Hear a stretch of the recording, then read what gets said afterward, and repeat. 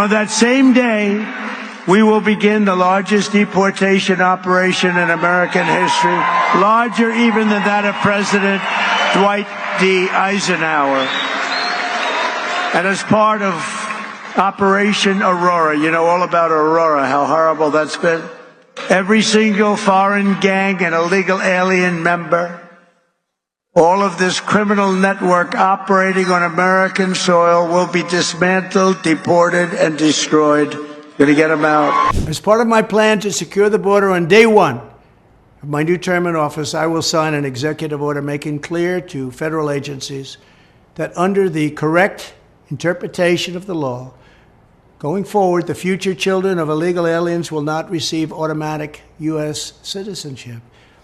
It's things like this that bring millions of people to our country, and they enter our country illegally.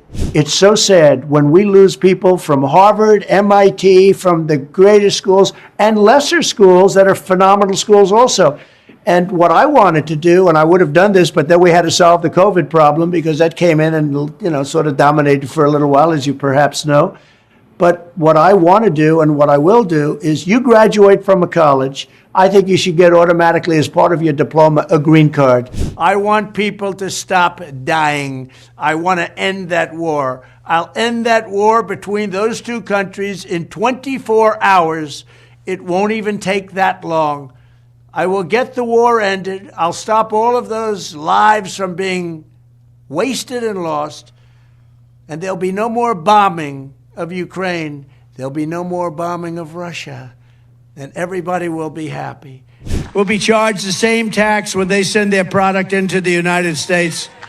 And we did it to a pretty strong extent when I was president, and we were going all the way. Then we had to solve the COVID problem. But we will be doing that. It will be called the Reciprocal Trade Act. It's reciprocal. So if China or any other country charges us a 100 or 200% tariff or tax, then we will likewise charge them a 100 or 200% tariff or tax in return. And my message is simple. Make your product here in America and only in America. And we're going to put very serious tariffs on Mexico and Canada, because Canada, they come through Canada too, and the drugs that are coming through are at record numbers. So we're going to make up for that by putting tariffs on Mexico and Canada, substantial tariffs. And we want to get along with everybody, but they have to. It takes two to tango.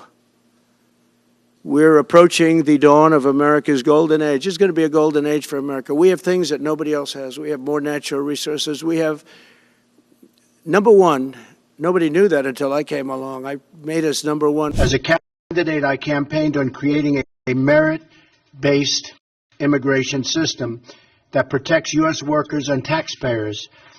And that is why we are here today, merit-based. The RAISE Act, R-A-I-S-E,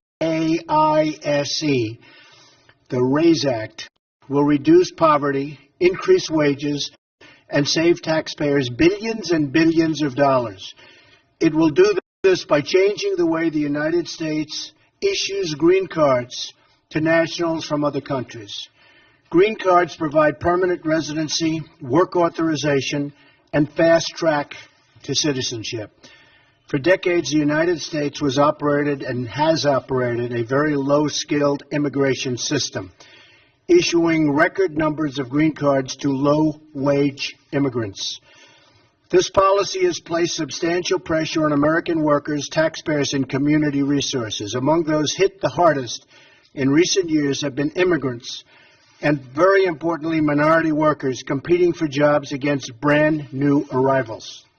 And it has not been fair to our people, to our citizens, to our workers.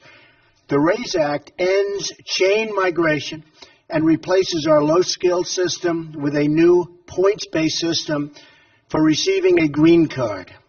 This competitive application process will favor applicants who can speak English, financially support themselves and their families, and demonstrate skills that will contribute to our economy.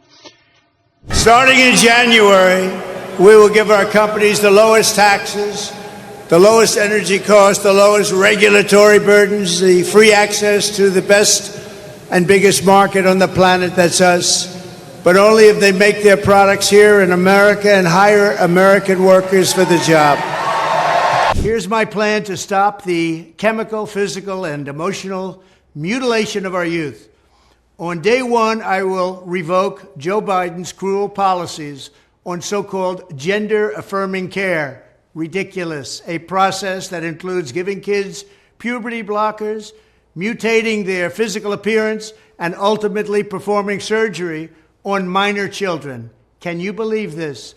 I will sign a new executive order instructing every federal agency to cease all programs that promote the concept of sex and gender transition at any age. I will then ask Congress to permanently stop federal taxpayer dollars from being used to promote or pay for these procedures and pass a law prohibiting child sexual mutilation in all 50 states. It'll go very quickly. I will declare that any hospital or healthcare provider that participates in the chemical or physical mutilation of minor youth will no longer meet federal health and safety standards for Medicaid and Medicare and will be terminated from the program immediately.